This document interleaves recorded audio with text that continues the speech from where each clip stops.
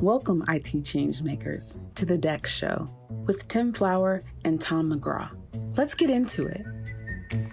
Hello, changemakers. Welcome back to the DEX Show. I'm Tom McGraw, joined as ever by Tim Flower. And let me just break the fourth wall, Tim. It's been one of those days where we've done a lot of recording. This is our third show of the day.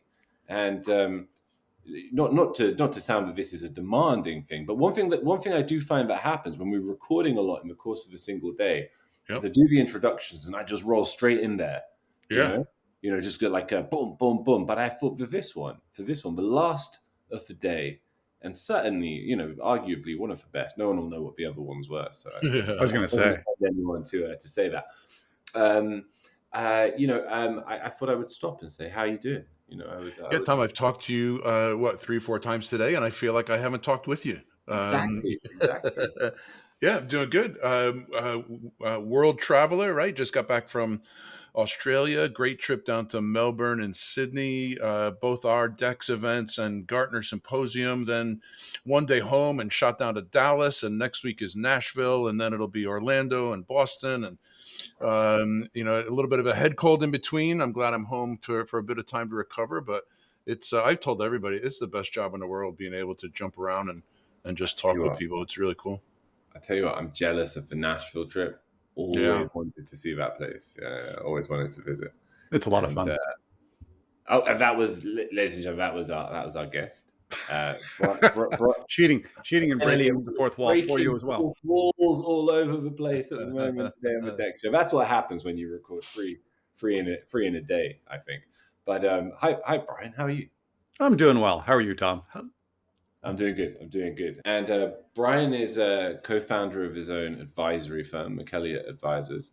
And he's also a writer of articles and at least one book, How the Future Works, which explores how technology and innovation are shaping our future. I'd say that's from the work I've read, Brian, that probably articulates the theme of much of your work. Is that accurate, would you say? That's right. I spent a lot of time working with executives in firms, helping them understand trends when it comes to things like workforce flexibility, technology, generational differences, and basically help them think forward about how do we build organizations that are better for not just organizational outcomes, but better for the people that work in companies.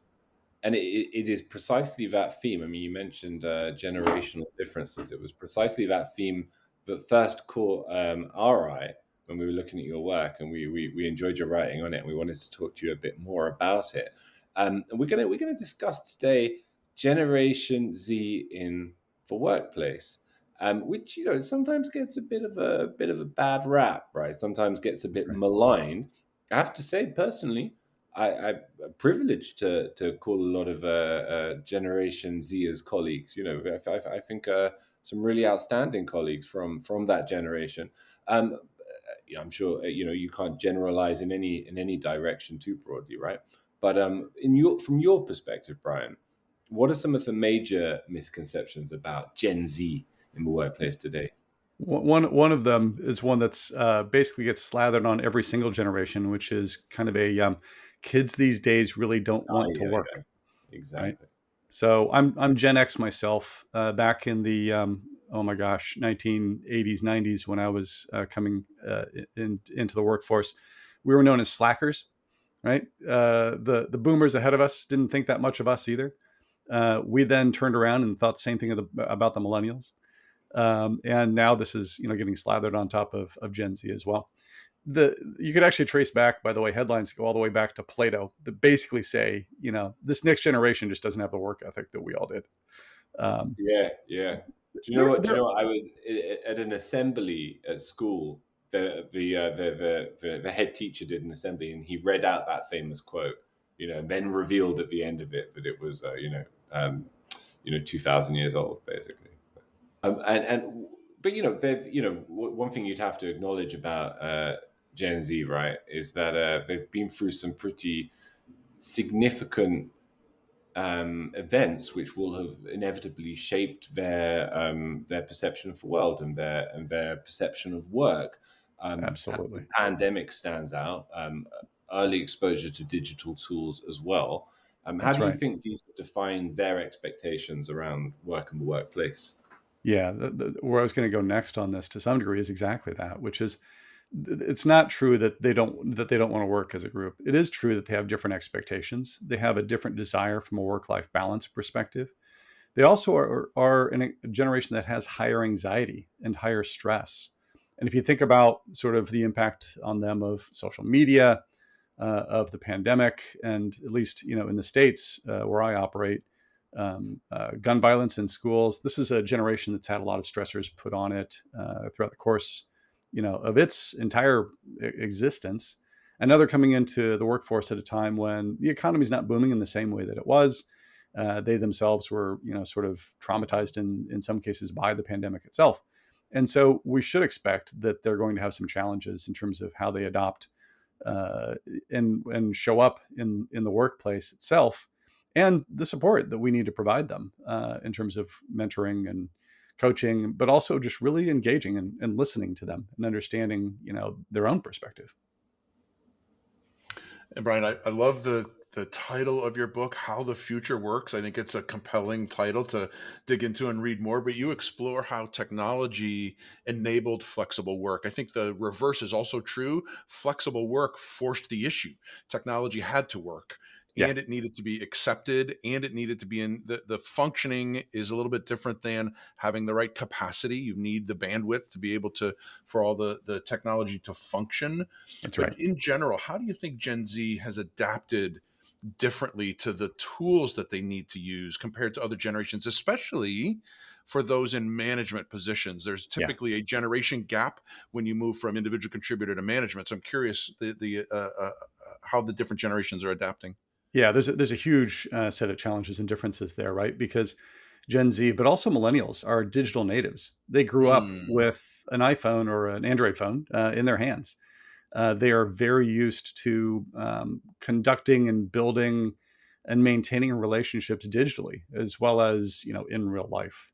And for those of us that are older, that have kind of grown into these tools over time, that just feels very unfamiliar. And I think it's one of the reasons why you see some of the gaps between managers and younger generations when it comes to things like return to office, because two factors. One, there's a lot of misconceptions about what Gen Z wants, even in that realm. They're not the ones that want to be fully remote. Matter of fact, Gen Z is least likely to want to be on either end of the spectrum. They don't want to be full time in the office. They don't want to be fully remote. They want a couple of days a week, but they want it for socialization and mentorship.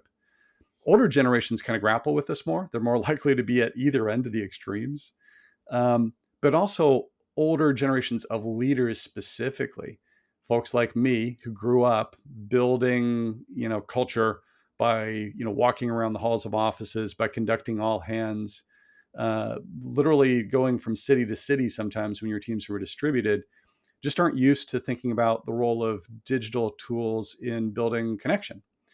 We think about the digital tools as productivity tools, right? It's the way that you send a memo, but it's not the way right. that you really connect with people.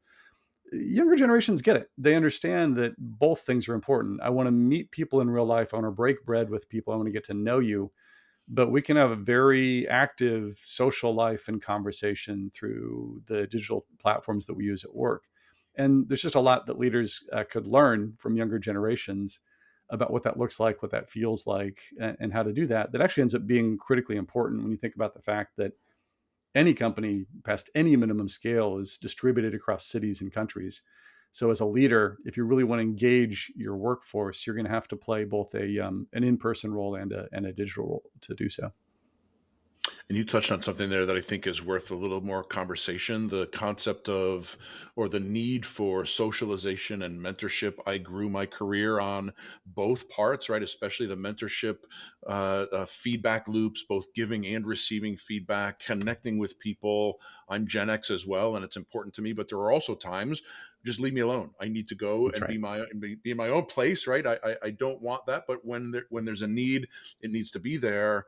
Hybrid work can sometimes impede that. It may not fit the right schedule.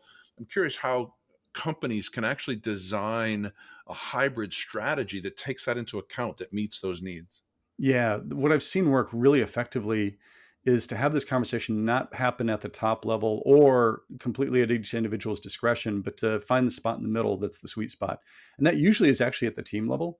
So you'll get functions that figure out sort of what the guidelines are for a sub part of the organization. Because, for example, the needs of sales teams can be very different from engineering teams.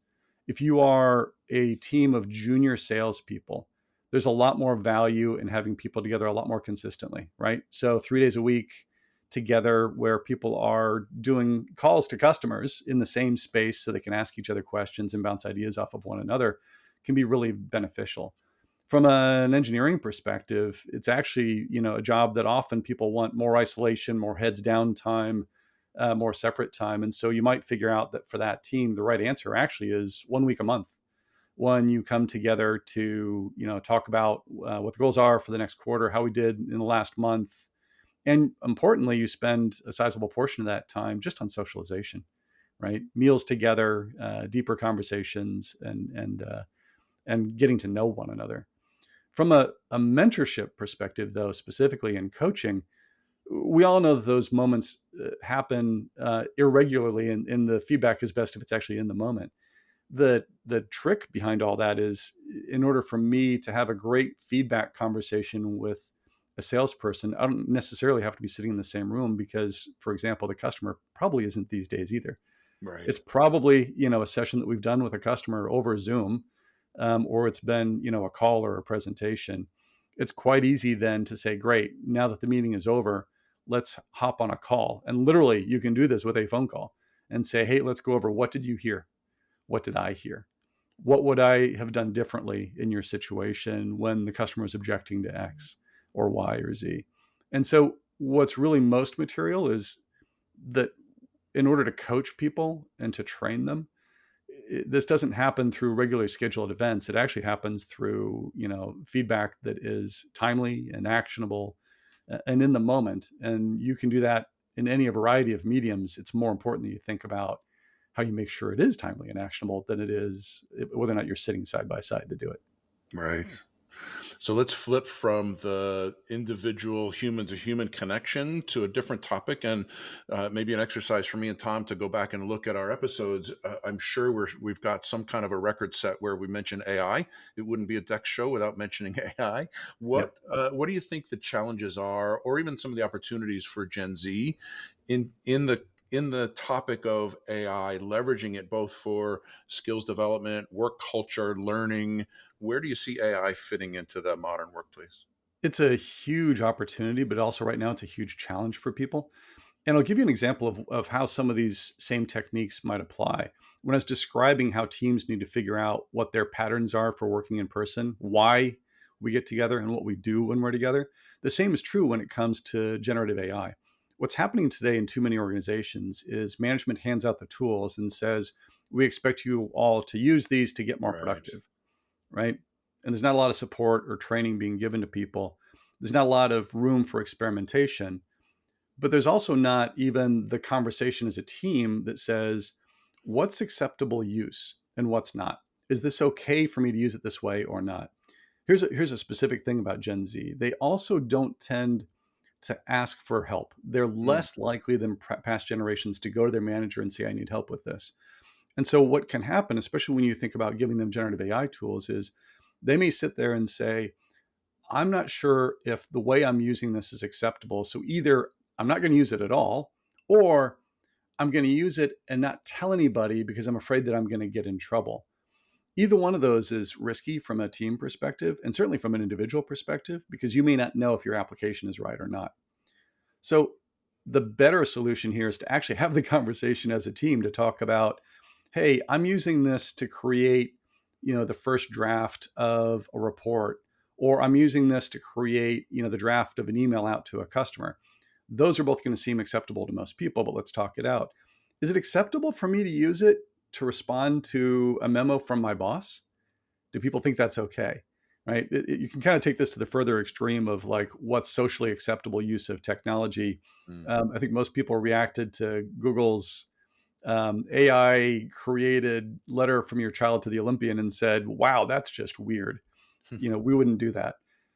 that example sort of still fits in the workplace. So, Brian, a little bit different topic, but I think it probably applies to pretty much any younger generation as they've kind of matured through the years and through the workforce. I'm curious about expectations. For a long time, we as employees have a real strong expectation about how things should work based on our experience with consumer technology. Especially everyone turns to the iPhone. It just works, right? It doesn't, there are no failures there.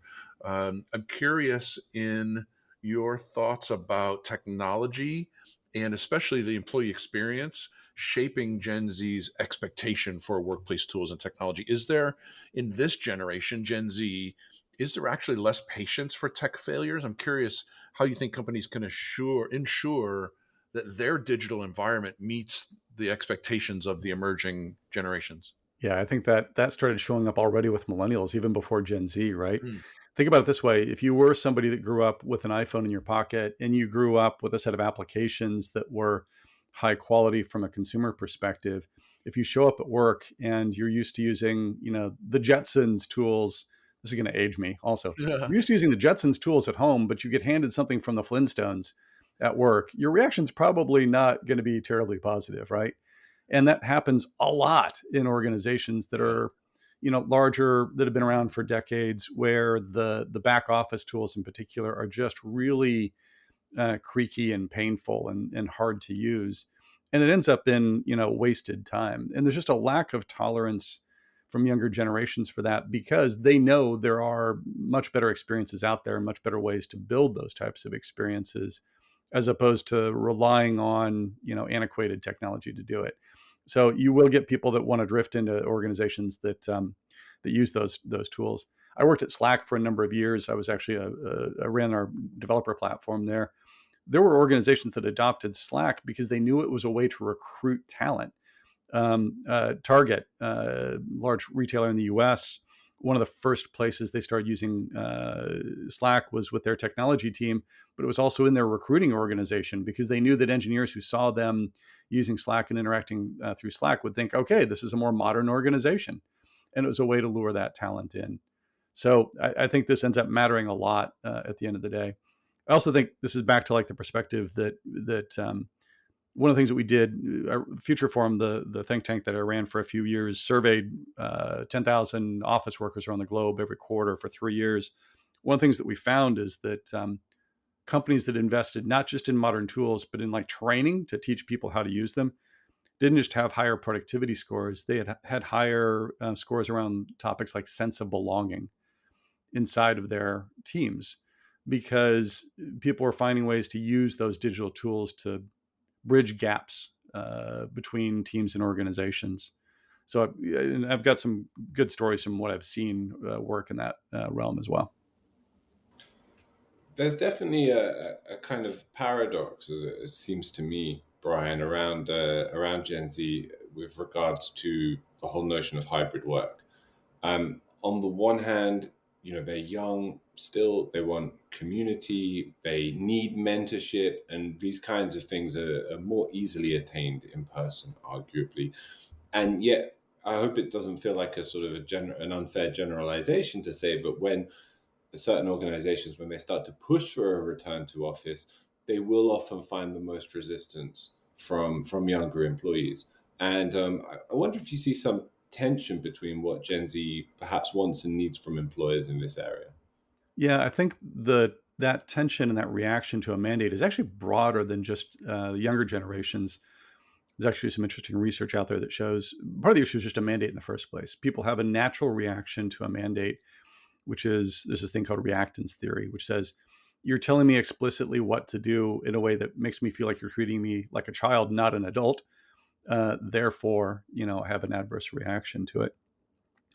In particular, we all know that when organizations do the top-down command and there's not a good reason why behind it, like a data-driven reason why behind it, then people get even more ticked off, to be blunt. What you can see, though, is ways in which you can bridge those gaps. So I've actually worked with organizations that have done things like figured out it's not the younger generation that actually has the biggest challenge. It's actually the people a level or two ahead of them. More often, people who are 10 years into their career. They may be frontline managers, but they also may have a very different situation at home.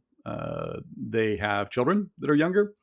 And so therefore the pressure to come in is going to disrupt more for them. There's a bridge point that you can find for those folks between the younger and older generations, though, which is let's pick a couple of days a week that are our anchor days. Let's focus on specifically what types of activities we do during those days that are more beneficial to all of us, which can include things like, again, I'll use the sales team as an example, the pipeline review, right, of what's coming up, but also importantly, a lunch and learn, brand bag session, the manager holding open office hours to allow people to come in, and then also doing things like show and tell. We expect the junior staff on the team to do practice sessions of pitches and receive feedback. Those types of activities people will look at both managerially and individually and say, okay, I get it. Those 2 days are worth the commute. I'm going to get more out of being in person for doing them. And if you lay it out that way, it actually goes down a lot easier than if it's simply a memo from the CEO that says 3 days a week is the answer. Everybody needs to do it because.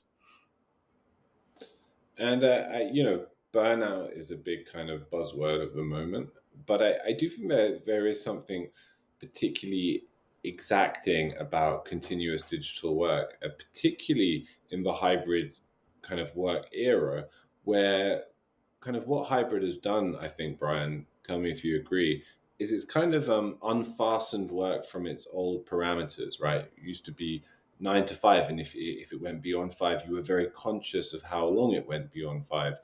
Once everybody can work from anywhere, work kind of pervades everything in a sense. And what can organizations do to protect Gen Z from the kind of consequences of that kind of work environment? Yeah. And in general, Unfortunately, having worked in the technology industry myself for 25 years, I feel like I've been untethered from the 9 to 5 for about 2 decades. Yeah. We tend to be the first to adopt new tools, but also the first to sort of blur those boundaries between work and home. The best thing that you can do is actually have the conversation as a team about what those boundaries should look like and how we put them in place. And some of this can be really simple exercises. So a conversation that I encourage people to have with their own teams is, what are our standard expected working hours? One of the challenges that people have, especially in hybrid work, is teams might be distributed across multiple time zones. Making sure that you're really clear what hours we're going to hold for each other to have meetings and one-on-ones and conversations is important. So that might be, for example, I had a team where we did this from 10 a.m. in the morning till 2 o'clock in the afternoon, Mondays through Thursdays. Whether you're on the West Coast or East Coast of North America, you're expected to be available. That means you schedule your doctor's appointments outside of those hours. You pick up the kids and deal with things outside of those hours. In those hours, we commit to each other. And the other side of it, because work can bleed into everywhere, is what are the boundary conditions? What are the types of things that can cause an outside of work hours escalation, right? It's something broke. It's a customer emergency.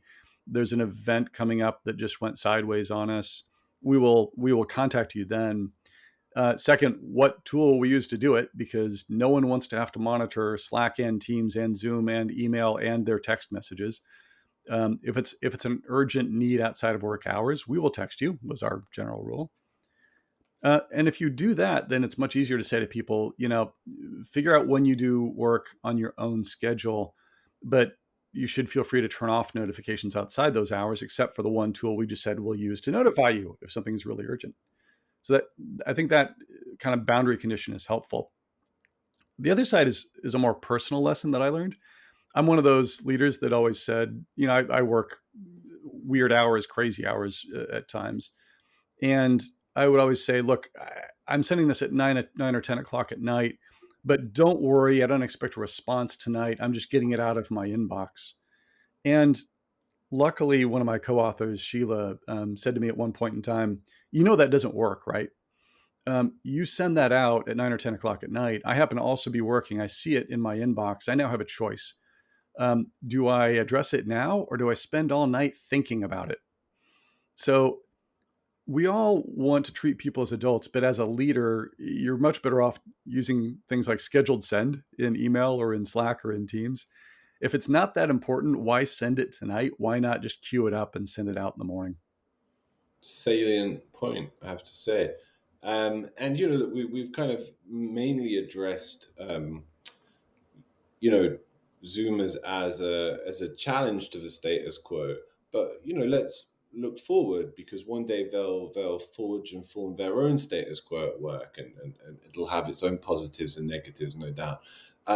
What do you think that will look like long term, and what should leaders and companies prepare for? These are very for the anxiety. For all the anxiety and stress nature of Gen Z, they are also very purpose driven. They are also very committed and hardworking when they believe in something and in a cause, which is actually wonderful and something to tap into.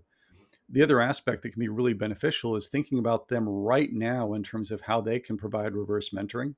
So especially when you think about them as digital natives, our opportunity to learn from them how to build digital community and how to do that at work in a way that feels appropriate and reasonable is also a way in which we can actually tap what they're capable of doing right now in a way that a lot of us, as especially Gen X and boomers, aren't quite equipped to lead. Yeah, I agree. I agree with those generalizations. Actually, my personal experience, that they are very purpose driven, and as well as kind of a little on the anxious side. And for any Zoomers listening, one day you'll look at Generation Alpha, which is the one coming next, and you'll think, oh my goodness, and you'll have all kinds of generalizations and issues with them. So so it goes from Plato to today. Am I right, Brian? That's right. That's right. They'll look at them and say, "Kids these days, they just don't. They're not doing it the way we did it." It's a never-ending cycle, and long may it rain. So, Brian, wonderful topic, wonderful writing, and please tell the audience where they can find you and follow you, etc. I am on LinkedIn. You can find me there, Brian Elliott. And Tom and Tim, thanks very much. It's been a wonderful conversation with the two of you. Yeah, good stuff, Brian. Thank you. Fantastic. Thank you. To make sure that you never miss an episode, subscribe to the show in Apple Podcasts, Spotify, or your favorite podcast player. And if you're listening on Apple Podcasts, make sure to leave a rating of the show. Just tap the number of stars you think the podcast deserves. If you'd like to learn more about how NextThink can help you improve your digital employee experience, head over to nextthink.com. Thank you so much for listening. Until next time.